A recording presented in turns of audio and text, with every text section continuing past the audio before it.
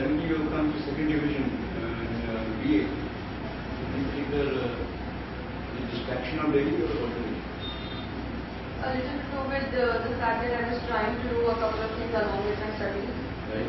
Like extracurriculars, mostly quizzing, and I was new to Delhi, so it was a little adjustment. I was new to the subject because I was a commerce background student before that.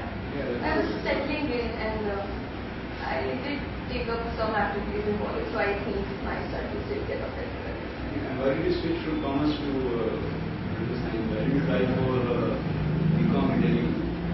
Actually, what happened is in Nagpur there is no arts in a CBSE school, and my parents wanted me to go to a CBSE school because they were in a transferable job. So I wanted to study arts all along, but because of the CBSE factor, I took up commerce, and then I shifted to what I originally planned to study.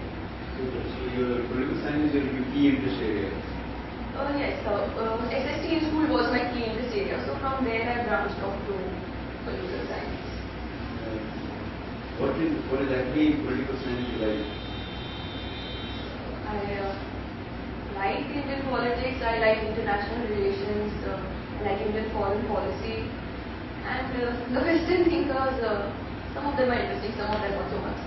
So the whole piece, it was fun to study that for 5 years. So what do you think of the Indian foreign policy? So with this, in general, I think today being an economic power to deal with and being a developing economy and growing at such rate, we've become a power to reckon with, and we've always been strong at the world forum in the sense that we've always taken our own stand, not toward any of the lines. Our leaders always believed in non-alignment. What stand have you taken in Libya? In Libya, we are not yet outright supporting the Western stand that is attacking Libya. We are refraining from that. And Can you give a reason for that? Why which other countries are not are in the same league as India, not supporting Libya? So I'm not very sure. So, okay, but why do you think India is not supporting? So India is basically against unilateral actions of this kind, the ones that took place in Afghanistan or in Iraq. That is what is happening in Libya. The violence, India is also primarily against violence. Our leaders have always been against violence. If suppose the government itself is going against its own people, then shouldn't we stand up to that? There is this matter of it also being Libya's internal policy issues, and the UN passed a resolution which the Libya is not adhering to, but still India does not feel that violence against Gaddafi's regime is the answer, because in the end it is the civilians which tend to suffer the most. So right now, So all the more reason civilians tend to suffer the most. We should be conscious of that fact. but even if we do retaliate, even when the West is retaliating, civilians will also suffer. Violence at the end of the day is not good for anyone. So maybe if it could be solved by... But if that dictator himself is using arms against his own people, what option does it you? Maybe negotiations, maybe diplomatic issues, as in trying to engage in diplomatic ties, but violence I don't see. You have an interest in international relations. What has been the US interest in the West Asia? Primarily oil and control of that area. Why? Control for what?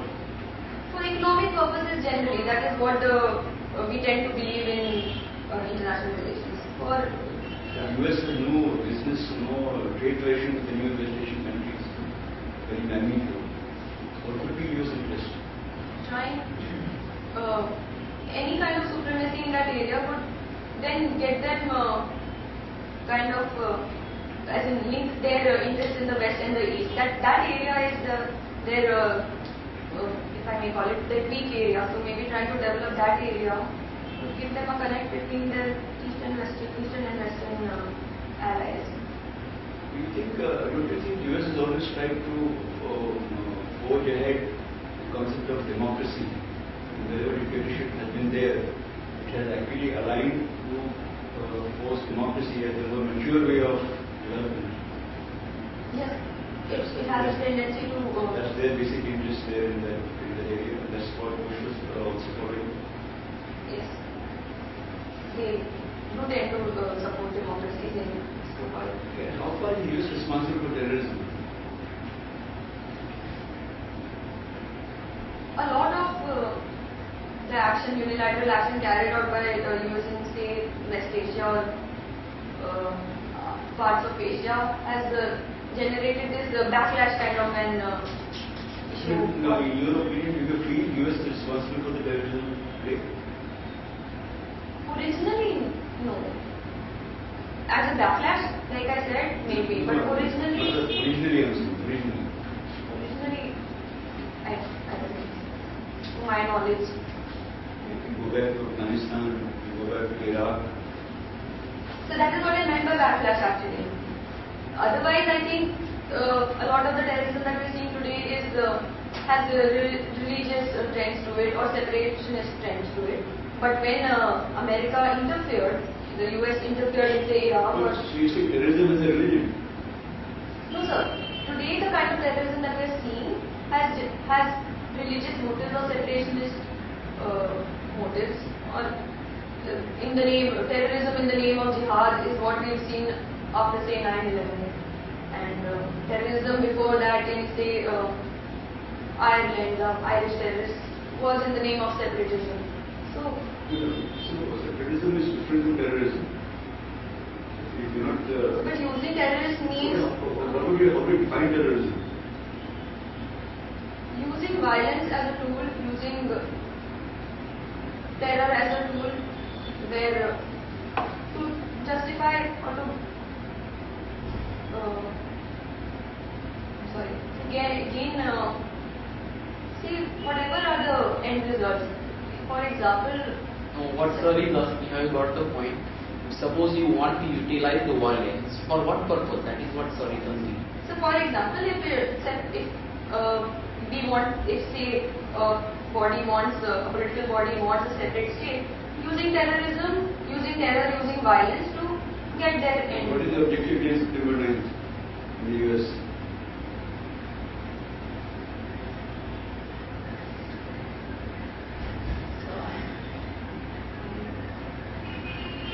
I'm not very sure. See, terrorism has no religion. You basically doing police script terror. And that is why the word terrorism is used. Have you gone through the ideology of terrorism? In political science, you might have gone through. I'm sorry, sir. You have studied terrorism? No, sir, not as an ideology. You could tell them that during your first graduation in JU, you must study there. So the ideology of terrorism, I'm sorry, From my own understanding, the reason why I went into depth with you on terrorism, because you have your graduation and also post graduation. So I expected you and great people know more than I know on the subject. You being from JU. So we haven't, the ideological aspects, I'm sorry, we haven't.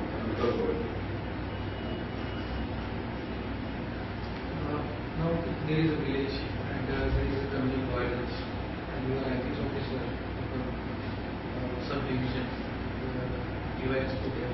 How do you react to the situation? So firstly, try to contain the situation as far as possible within the framework of law and order. But since that may probably not be very useful, call a meeting of the religious head or the communal leaders of all the parties involved. Communal violence is going on. This communal violence, this burning issue, they are fighting against each other, they are killing each other. How do you play? So like I said, law and order, I can impose a curfew, and still, like I said, immediately the leaders of communities are well known in society. Bring them out, talk to them, ask them to talk to their people that this will not solve the situation, this is killing people, innocent people, civilians, and apart from these talks, on the other hand, measures such as organizing relief camps, organizing these. You said before some time within the framework of law and order. Is there any way out of the framework of law and order? Sir, I am not very sure. Firstly, I have not feel IAS as a choice, and that Do is you what I think that you will be given this IAS or IFS for that matter, or IRS not ITS? Sir, sorry, I didn't get it. I want to ask you, I mean, you are considering that you are not liking to give IPSS or OPS.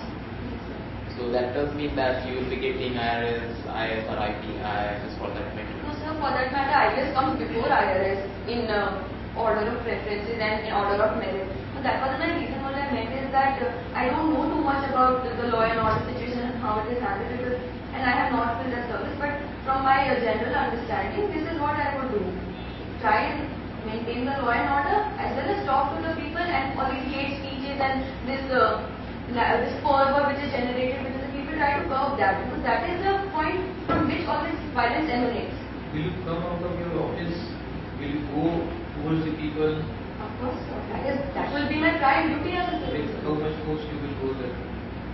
I will, of course, make sure of my own safety and my officer's safety, but I will have to. I am the one point person the people trust, so I have to go out to show the people that I am with them. So that people-to-people contact has to be there. There is a temple on the road, and you are IAS officer there. Deputy police commissioner, and you need to widen the road. How you will react to that situation? How you will take your decisions? So generally temples have an administrative body which governs. Very small temple. No, at least for nothing else they will take, that's all. There must be one community or someone whose temple that is, or who got it constructed, some history behind it. Find that out, talk to those people, explain to them the situation, that it is this way, we need to get the road widened. Ask them if they don't mind, ask the community, that it is for their benefit that a wider road is. And I'm sure when I'm able to convince the people. No, they are not getting convinced. They want that temple to be there. So then maybe divert the widening of the road a little bit to the left or to the right and leave the temple out from that small area. Exactly in the middle of the road. Everybody will take his God over there on the road. Then explain. Now